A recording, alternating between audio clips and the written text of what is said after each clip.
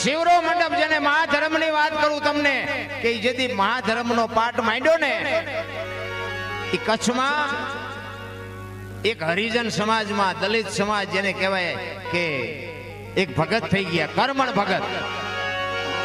આની એક વાત તમને નાની એવી કરી દઉં. એ કર્મણ ભગત છે ને મહાધર્મના અધિકારી હતા અને ઈ જ ગામમાં કર્મણ ભગતના ગામમાં ભવાયા રમવા આવ્યા. એ વખતે આ લાઈટનો જમાનો નહીં, બત્તીનો જમાનો નહીં. તેથી દીવીઓ કરતા, દીવીઓ જેને મસાલ કહેતા, આપણે મસાલ કહેતા ની હુતરની દીવીઓ બનાવે અને દીવીનું ઊંજવાળું કરીને રમતા. એમાં એ ગામમાં એ ભવાયા રમવા આવ્યા અને એમાં એક લખીરામ કરીને નાયક અને એનો હુતર લેવા જવાનો વારો અને હુતર લેવા માટે હરિજન વાસમાં જવાનો. એટલે એના નાયકે કીધું કે લખીરામ તારો વારો છે, તું હરિજન વાસમાં જઈને હુતર લઈ આય, આપણે મોડું થાય. હવે કર્મના ભગતની ડેલીએ ભાઈ નાયક જાય છે અને બાયણું બંધ છે ને બાયણું કખડાયું. અંદર મહાધર્મનો સત્સંગ હાલે છે, મહાધર્મનો પાઠ છે. એમાંથી ઊભું થવાય નહીં, બોલો બાય ડેલી ખખડાવે છે. કર્મણ ભગત વિચાર કરે, બોલો અહીંયા રાહ જોવે છે કે કર્મણ ભગત બાયણું ઉઘાડો, મારે મોડું થાય. કર્મણ ભગત કે આ હરો જાશે નહીં, આમાંથી ઊભું થવાય નહીં. બાપુ મહાધર્મની શક્તિ શું હોઈ શકે એની વાત કરું છું તમને.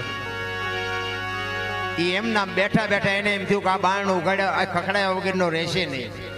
એટલે અહીંયા બેઠા બેઠા એને ઘરમાં લાંબો હાથ કરી અને જ્યાં હુતરનો દડો પડ્યો તો એનાથી હુતર લઈ અને આમ બાયણે બાપુ બાયણું ઉઘાડ્યા વગર દિવાલ હોરો હાથ કરી અને એ હુતર આપ્યું.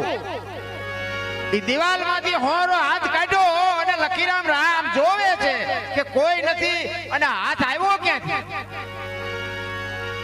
એ દડો હાથમાં લઈ અને પછી એમ કે છે કે આ જે હોય પણ આના મોઢાના નહીં પણ આના ચરણના દર્શન કર્યા સિવાય મારે જાવું નથી. આજે જો આવી લાગી જાવી જોવે, અહીં બેઠા હોય કે આપણે હું કામ આવ્યા છીએ, જે ન બોલી કીધું આપણને શું લાગવાની.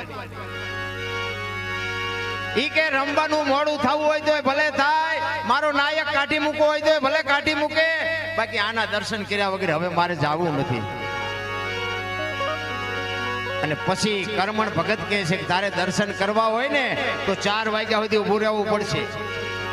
એ 4 વાગે બારણું ઉગાડ્યું અને ચરણમાં લાકડી પડી પીડ્યો અને કીધું કે ભગત મને આ માર્ગ બતાવો. તો કે આ માર્ગ